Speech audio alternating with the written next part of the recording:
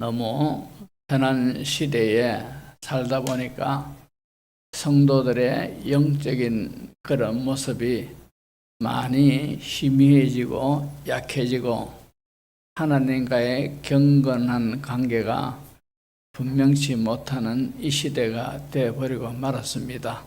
그래서 오늘 이 다니엘의 신앙이라 하는 그런 제목을 가지고 다니엘의 신앙을 살펴봄으로써 우리의 신앙을 다시 한 번 더 기름칠하고 녹여서려면 닦고, 그리고 조금 느슨한 것 같으면 조이고 새롭게 되는 그런 귀한 은혜가 있었으면 하는 마음에서 이 말씀을 준비를 했습니다.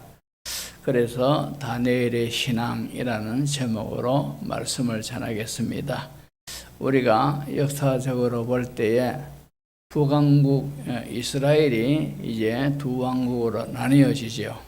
북왕국 이스라엘 그리고 남왕국 유다, 이런 식으로 나뉘어지는데, 북왕국 이스라엘이 아수르 제국에 의해서 멸망을 당하죠. 이 아수르 제국이 북왕국을 함락시킬 때에 그 근동에서는 이 아수르 제국이 패자입니다. 근데 그때에 이제 갈대아 사람들로 되어진 바벨론이라는 도시는 그냥 하나의 도시였습니다. 도시였는데, 그러나 세상 나라는 영원하지 못하지요. 이제 이 그냥 한 도시였던 이 바벨론이 세력을 점점 키워가지고 아수르 제국을 무너뜨립니다. 그래서 정확하게 말하면은 이 바벨론을 신바벨론이라 그렇게 부르곤 합니다. 그래서 이제 이 신바벨론 제국이 남왕국 유다를 침공해서 함락시키는 그런 나라가 되죠. 그래서 신바벨론이 남왕국 유다를 1차 침공을 할 때가 언젠가 하니까 BC, 그러니까 기원전 602년입니다.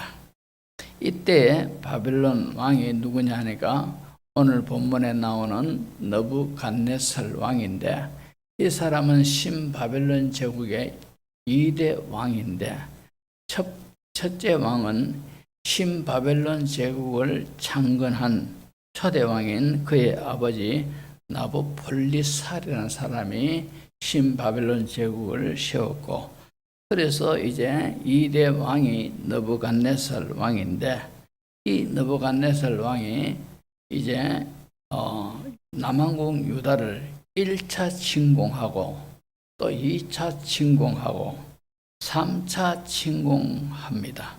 결국은 남왕국 유다는 우리가 알다시피 BC 586년에 완전히 없어지죠. 함락이 되어버립니다. 그래서 1차 침공하고 난 뒤에 20년 만에 이제 남왕국 유다가 완전히 멸망을 당합니다. 그런데 1차 침공한 후에 이 바벨론에서 귀족과 왕족 중에서 똑똑한 소년들을 포로로 잡아갔습니다. 그 중에 우리가 알다시피 다니엘이 있었고, 사드락, 메삭, 아벳느고, 이런 소년들이 거기에 있었습니다. 이들이 이제 바벨론 제국으로 끌려갈 때는 나이가 전부 다 10대입니다. 그래서 이런 가운데서 다니엘은 어떻게 신앙생활을 했는가, 이런 걸 우리가 살펴보면서 다니엘의 신앙을 우리가 사모하고 또 그렇게 되는 영적 도전을 받아야 되겠습니다. 먼저 이 다니엘의 신앙은 하나님과의 관계를 제일 중요하게 여겼던 그런 사람입니다. 세상의 어떤 관계보다도, 어떤 것보다도 하나님과의 관계를 제일 중요하게 여긴 그런 신앙인이 바로 다니엘의 신앙인. 그 당시 이방인들은 물론이고 유다 백성들도 우리 유다인들의 수호신이 있었습니다. 족속마다 나라마다 신들이 다 있지요. 그것을 쉽게 말하면 수호신들이 다 있는 겁니다. 그러니까 이 유다인들의 수호신은 여호와 하나님이시지, 그죠? 자, 그런데 이 유다 백성들을 다른 민족들은 두말할 것도 없이 이 유다 백성들조차도 자기들의 신인 하나님이 세상 여러 신들 중에서 조금 약한 신이 아닌가 이렇게 여기고 있던 그런 때입니다. 그런 말씀이 어디 있습니까?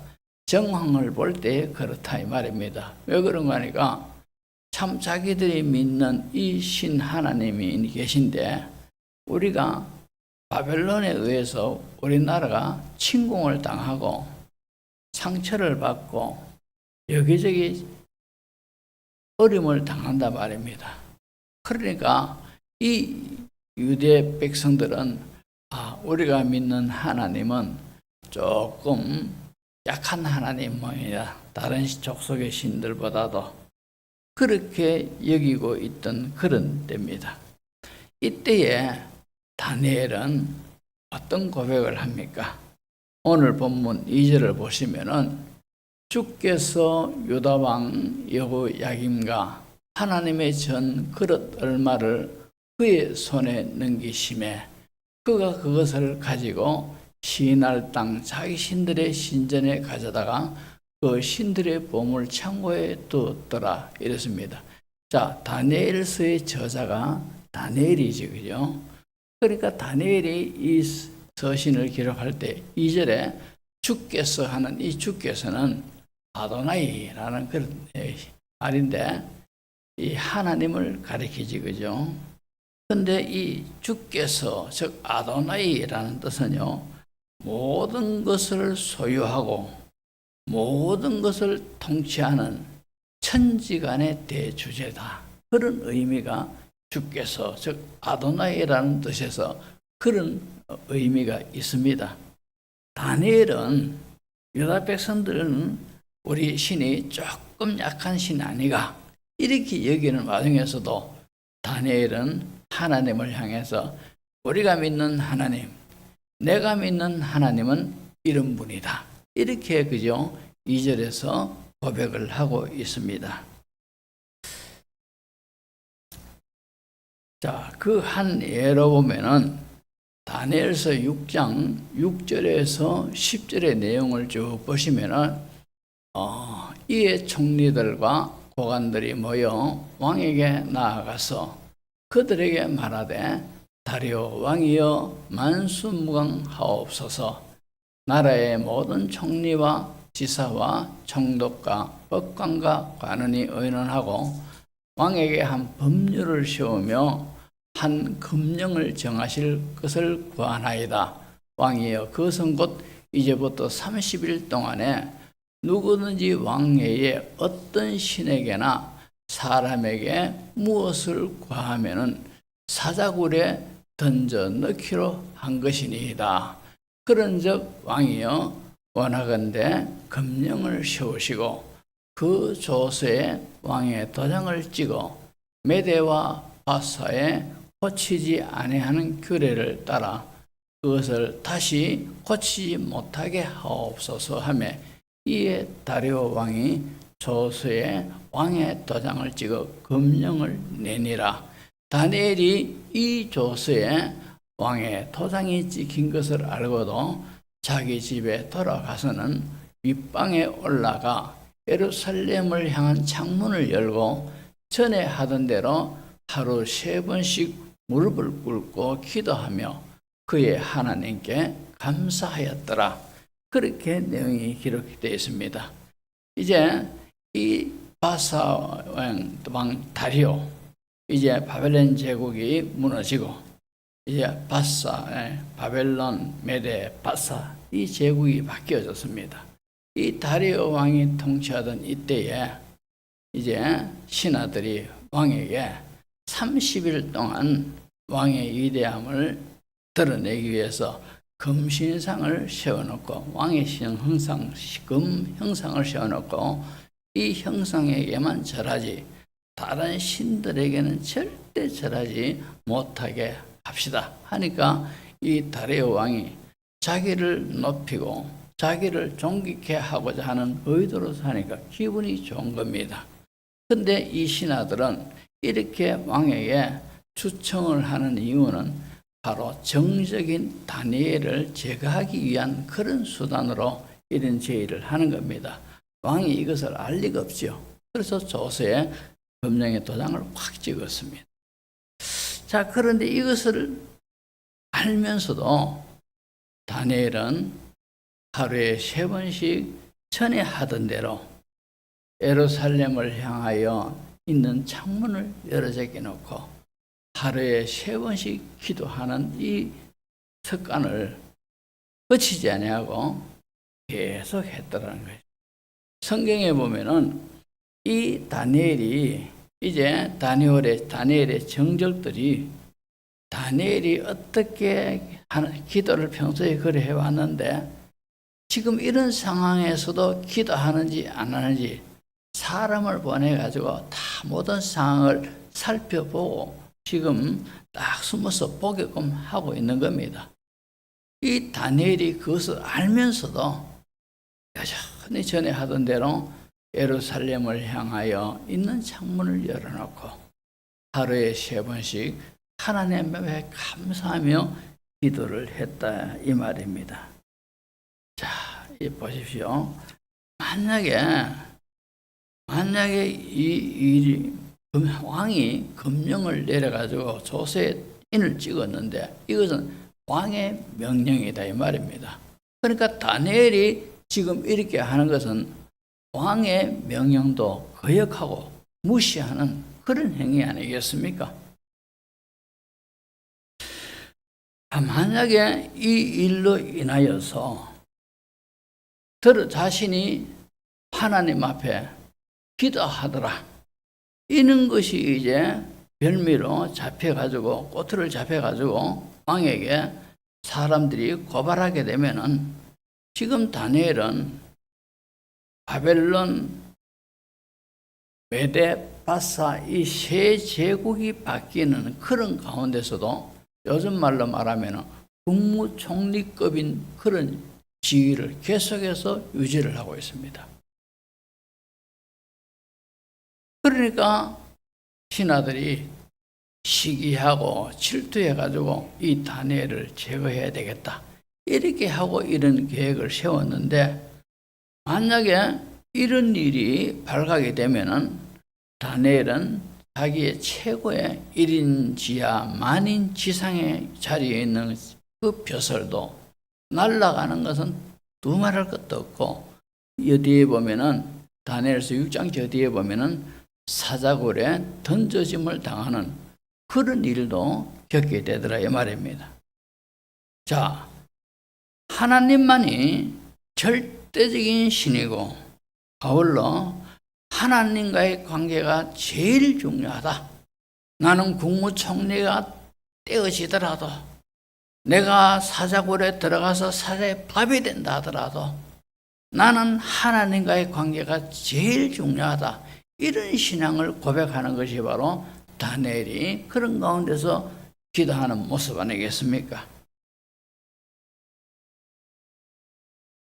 그래서 아니나 다를까 다니엘서 6장 16절을 보면은 이 왕이 명령하며 다니엘을 끌어다가 사자굴에 던져 넣는지라 왕이 다니엘에게 이르되 내가 항상 섬기는 너의 하나님이 너를 구원하시리라 하니라.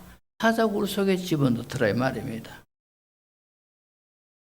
자, 이 다니엘은 자신이 세상적으로 어떤 어려움을 당하고 어떤 불이익을 겪고 어떤 곤란한 상황, 심지어는 자기 목숨까지도 왔다 갔다 하는 그런 상황이 있다 하더라도 하나님을 향하여 하루에 3번씩 기도하는 이것을 거치지 않았다는 것은 하나님과의 관계를 제일 중요하게 여기고 있었다라는 것을 우리가 알 수가 있지 않습니까?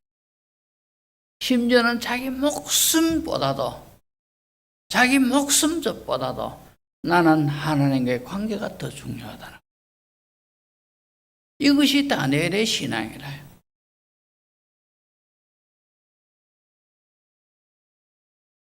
사무엘상 2장 30절에 하나님이 이렇게 말씀하셔요.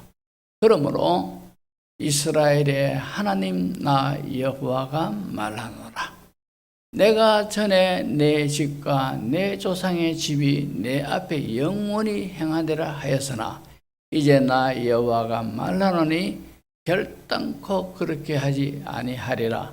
이 말은 바로 사무엘을 통하여 사울에게 경고하는 그런 말씀이죠. 그러면서 거기에 말씀하시기를 나를 존중히 여기는 자는 내가 존중히 여기고 나를 멸시하는 자를 내가 경멸하리라. 하나님이 그렇게 말씀하셨어요. 여기서 하나님이 나를 존중히 여기는 자를 내가 존중히 여기겠다는 거죠. 여기서 나를 존중히 여긴다는 것이 어떤 뜻인고 하면요, 존중히 여긴다, 이 말은 무겁게 여긴다, 중요하게 여긴다, 영광스럽게 하다, 귀하게 여긴다, 그런 뜻입니다. 나를 존중히 여기는 자, 다시 말해서 나를 최고로 중요하고 귀하게, 무겁게 가볍게 여기지 않고 또 영광스럽게 하고 귀하게 여기는 것, 이것이 바로 나를 존중히 여기는 자라는 것입니다. 다시 말해서 하나님을 가볍게 보지 않고 삶의 가장 중요한 분으로 인정하고 그 하나님을 경외하고 그리고 그분의 뜻에 순종하는 것, 이게 존중히 여기는 것. 그렇게 할 때에 나를 존중히 여기면 내가 그를 존중히 여긴다는 거죠. 이런 식으로 나를 존중히 여긴 자를 내가 존중히 여기겠다. 존중히, 하나님이 그런 사람을 존중히 여긴다는 것은 귀하게 여기겠다, 높여주겠다, 내가 아주 좋은 자리로 대우하겠다, 그런 뜻입니다. 하나님을 존중히 여기면은 하나님이 그런 복으로 화답해 주시겠다는 거예요. 하나님의 말씀은 1.1획도 변치 않고 이루어지는 줄로 믿습니다. 지금도요, 하나님을 존중히 여기는 그런 신앙인이 돼 보십시오. 내 모든 형편과 처지에 하나님은 나를 존중히 여겨주시는 줄로 믿습니다.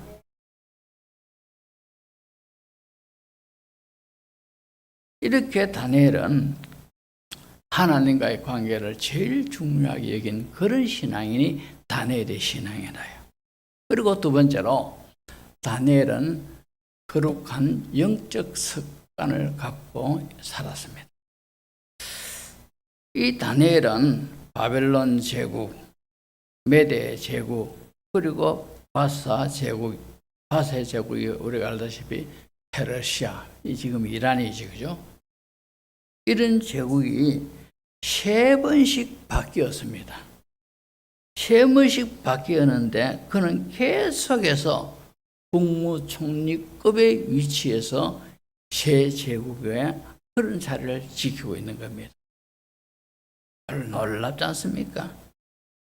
그만큼 그는 인정을 받았고 존경을 받았고 영화를 누리는 삶 속에서 살았습니다. 그는 바벨론 제국의 포로로 끌려갈 때에 제가 서두에 말씀드렸던 대로 10대째 끌려갔습니다.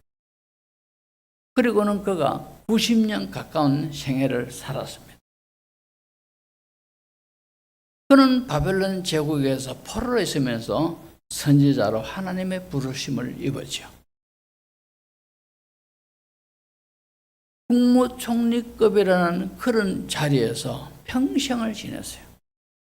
그러니까 왕궁에서 최고위급으로 살았고 또 그가 있는 그곳은 세상의 문화와 영광의 중심지입니다. 모두가 세상 영화와 즐거움을 누리며 살고 있습니다. 이런 가운데 다니엘은 마음만 먹으면 모든 것이 자기 원하는 대로 될 수가 있는 그런 상황이지만도 다니엘의 일상은 이랬습니다. 좀 전에 6장 10절을 보십시오. 다니엘이 이 조서에 왕의 도장이 찍힌 것을 알고도 자기 집에 돌아가서는 윗방에 올라가 예루살렘으로 향한 창문을 열고 전에 하던 대로 하루 3번씩 무릎 꿇고 기도하며 그의 하나님께 감사하였더라. 자, 30일 동안 왕의 신상에만 절하라. 요때에 본때를 한번 보이자. 이래가지고 그때에 하루 3번씩 했는 것이 아니라 전에 하던 대로. 그전에도 그랬다는 거죠. 그전에도 그랬다는 거죠. 아무리 바쁜 일이 있고 급한 일이 있어도 다니엘은 자기 집에 와서는 하루 3번씩 하나님을 앞에 기도하던 이 영적 습관을 평생도록 가지고 살았어요. 얼마나 놀랐습니까? 그리고 또 다른 구절을 보면은 다니엘서 1장 8절을 보시면은 다니엘은 뜻을 정하여 왕의 음식과 그가 마시는 포도주로 자기를 더럽히지 아니하리라 하고 자기를 더럽히지 아니하도록 환관장에게 구하니. 그러니까 왕의 음식, 이 말이 무슨 말인가 하니까 그 당시의 배경을 보면은 왕궁으로 다 반입되는 그런 식료 모든 품들은 제사를 지내고 자기들의 신께 제사를 지내고 다 이 조리하여 먹게 되어 있습니다. 그러니까 이 왕의 음식이라 하는 것도 우상에게 제사드린 그런 물품으로 이제 제사드리고 음식을 만들었단 말입니다. 역시 포도주도 마찬가지고. 그렇습니까? 다니엘이 뜻을 정하여 이것은 우상을 거쳐서 우상에게 영광 돌린 것, 이래가지고 자기를 더럽히지 아니하리라 하고 자기를 더럽히지 아니하도록 환관장에게 구했다는 거죠. 그러니까 이것은 단순하게 그냥 우상의 제물을 거친 것을 나는 먹지 않습니다. 이런 뜻도 있지만도 이것을 먹지 않겠다 하는 것은 바벨론의 모든 사상과 종교를 나는 받아들이지 않는다는 것이죠. 나는 하나님을 믿는 이 모든 신앙정신, 이것에 손해를 보지 않겠다는 거예요.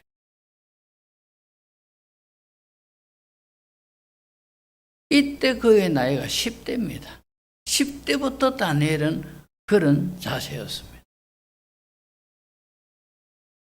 아마도 짐작한데 그가 하루 3번씩 그가 평생에 살 동안 하루에 3번씩 예루살렘을 향한 창을 열어놓고 하루 3번씩 기도하는 것은 제가 생각해 볼 때 10대 때 이런 신앙이니까 10대 때부터 이런 영적 습관이 있었지 않았겠는가? 이건 제 심작입니다. 어느 책을 보고 그러는 것이 아니고 제 생각에, 제 판단에 이 상황을 볼 때는 10대부터 다니엘은 거룩한 이런 습관을 가지고 살았다. 그런 저의 생각이 듭니다. 그는 바벨론 제국, 메대 제국, 바사 제국 속에서 국무총리급이라는 그 출세하는 그 모든 자리에서 있었습니다. 그들의 풍습, 그들의 종교, 육체의 즐거움, 세상 쾌락, 어떤 성취, 이런 속에서도 이 모든 것들을 배제하고 날마다 하나님 앞에 하루 3번씩 기도하는 습관을 유지하며 살았더라고요. 그러니까 이 하루에 3번씩 습관을 쫓아서 하루에 3번씩 기도하고 하나님을 제일 중요하게 여기고 그리고 기도하니 하나님이 그 가운데 주시는 영적 은혜가 얼마나 크고 그가요, 어디에 세 번째 대지에 보면은 세상의 모든 것들에 전혀 눈길도 돌리지 아니하고 마음도 뺏기지 아니하고 물들지 아니한 것은요, 우리가 영적인 은혜를 경험해 보면은 세상의 모든 것들은 시하게 보여요. 별것 아닌 것처럼 보입니다. 하나님이 주시는 평안, 하나님이 주시는 기쁨, 하나님이 주시는 놀라운 은혜, 이런 걸 경험하면은, 이야, 이런 것도 있구나. 너무너무 좋아요. 세상 것들이 왜 그걸 쫓아가 다닙니까? 이런 것들을 맛보지 못하니까 세상 것에 목을 매는 거라요.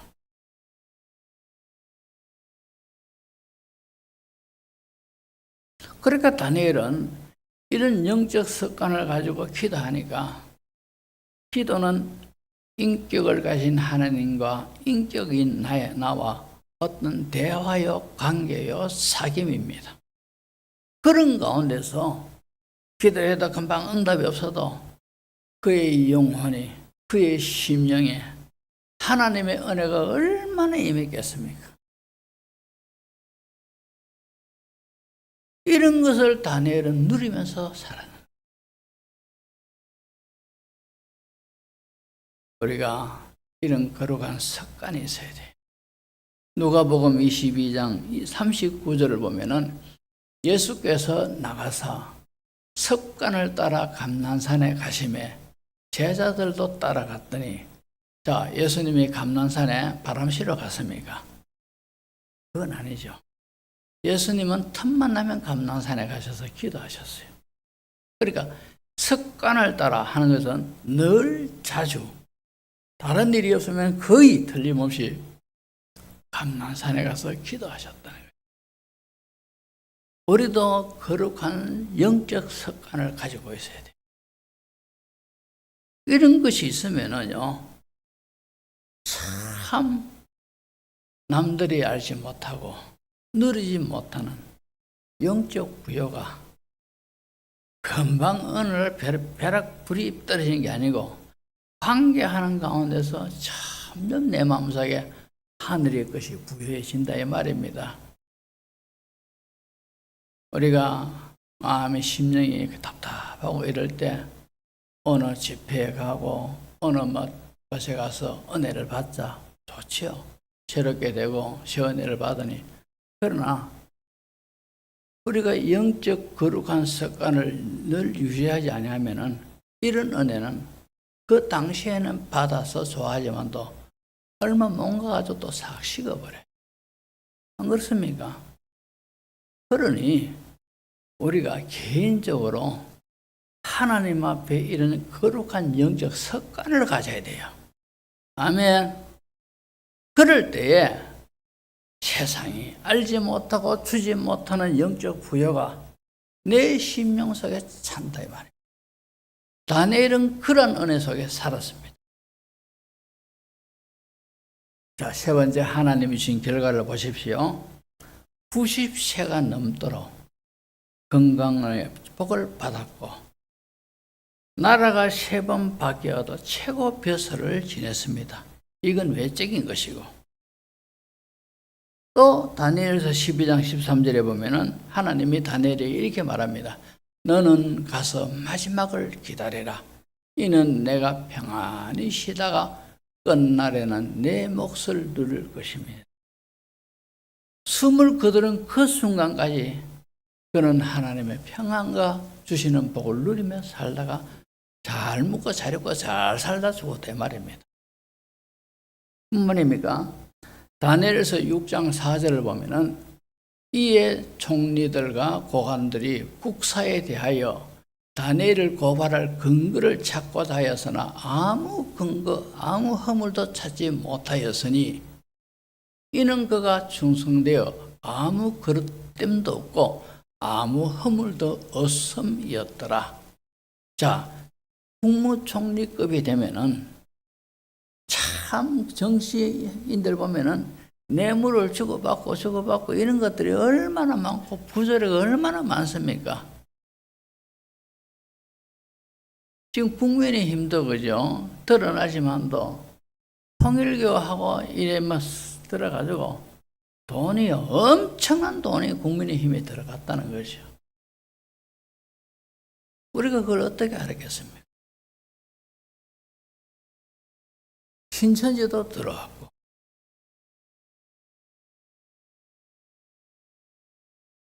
그러니까 높은 자리에 있으면은 유혹을 안 받을 수가 없어요. 그렇지만도 다니엘은 아무리 탈탈 털어도 안 나오더란 말입니다. 이 말이 무슨 말입니까? 하늘나라의 영적 부여가 가득하니 이런 것들이 관심이 안 가지는 거라요. 그러니까 다니엘은 비록 그가 포로로 바벨론에 끌려가서 있었지만도 영적 거룩한 습관을 통해서 그는 그곳에서 하나님 나라를 누리면서 살았다 이 말이죠. 세상 쾌락, 세상 즐거움, 손만 뻗치면 와닿는 그런 자리입니다. 이런 것에도 전혀 관심이 없는 것은 하나님 은혜를 누리는 이것이 최고 좋더란 말입니다. 경험해 보니. 그러니까 세상 물질, 세상 쾌락, 즐거움 이런 건 시시하게 보이는 거라요. 이런 것을 누리면서 다니엘은 평생을 살다가 조용하고 편안한 가운데 하나님의 부름을 받았습니다. 얼마나 귀한 삶입니까?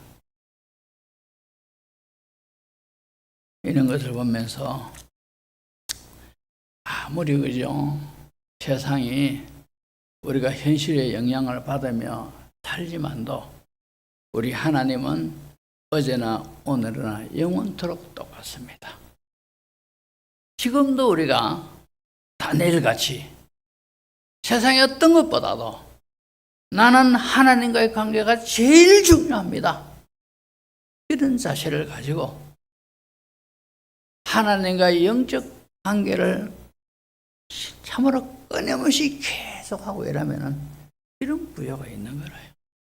이런 부여가 있습니다. 그런 것을 주신단 말입니다.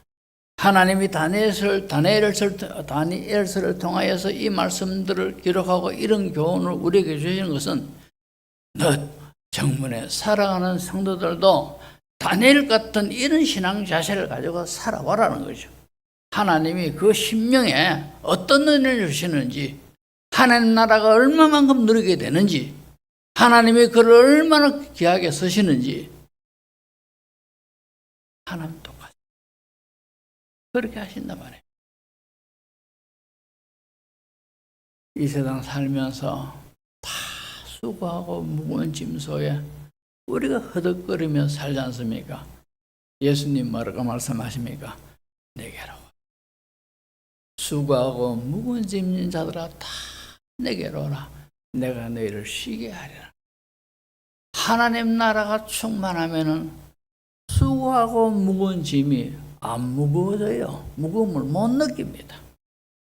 내가 비록 질병으로 고통을 당하고 물질로 어려움을 겪고 삶이 너무 팍팍하고 너무 버겁고 이런 가운데 있다 하더라도 하나님을 제일 중요시 여기는 그런 신앙을 갖고 영적 습관을 가지고 계속 하면은 하나님 나라가 부여하면 이런 것들이 하나도 안 무거워요.